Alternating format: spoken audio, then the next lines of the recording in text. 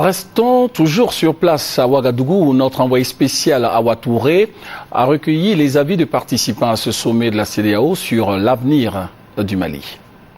Le Mali est dans une situation aujourd'hui sur le plan institutionnel et sur le plan sécuritaire qui demande et la solidarité des pays membres de la CEDEAO et d'une manière générale de la communauté internationale.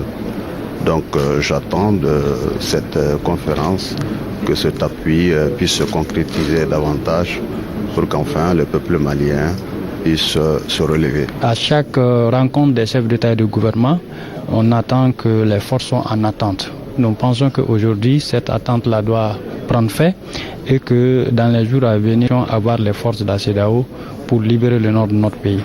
La deuxième chose, c'est de réfléchir avec les chefs d'État et comment nous pourrions avoir une transition apaisée et efficace. Aujourd'hui, c'est vrai qu'un Premier ministre, le président a été installé. Vous avez remarqué qu'il y a eu trop de difficultés. Le président a été agressé. Le Premier ministre et son gouvernement ont été... mais force est de reconnaître qu'il y a beaucoup de difficultés pour la mise en route de cette transition. Je pense que nous sommes à notre Ouagadougou. Lors du Ouagadougou, on avait souhaité ne pas être encore à Ouagadougou. Malheureusement, entre le mois d'avril et aujourd'hui, les choses ne sont pas réglées et les choses se sont même empirées. Donc, nous pensons que...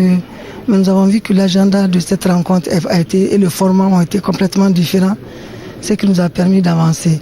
Donc, nous pensions, parce que le Mali est membre fondateur de la CEDEAO, nous pensons que avec une telle crise, nous ne pouvons pas aller sans la CEDEAO. Et la transition n'est pas sécurisée pour la simple raison que dans aucun pays du monde, ce qui est arrivé au Mali est arrivé. Autant le nord doit être sécurisé, autant le sud doit l'être aussi, pour que nous puissions avoir une transition apaisée, une transition qui va nous amener à des élections paisibles et en même temps, parce qu'on ne peut pas faire les élections tant que le nord n'est pas libéré. Parce que ça veut déchirer le territoire. Il y a des indications qui sont données. Il revient aux autorités maliennes qui ont les affaires en main. Il revient à toutes les forces vives qui entendent être présentes, participer pleinement, assumer leur part de responsabilité. Tout s'est passé par-dessus la tête de la société civile, des Maliennes et des Maliens. Et je pense qu'à un moment donné, ça peut s'expliquer, mais ça n'a que trop duré. Aujourd'hui, les forces vives, celles qui sont venues, celles qui sont au pays, je pense que toutes maintenant entendent jouer leur rôle. Dès notre retour, nous avons pris langue avec tous les regroupements politiques qui sont prononcés par rapport à cette situation pour que nous puissions, au vu de toutes ces décisions, trouver donc les voies et moyens de mettre cela en bonne musique.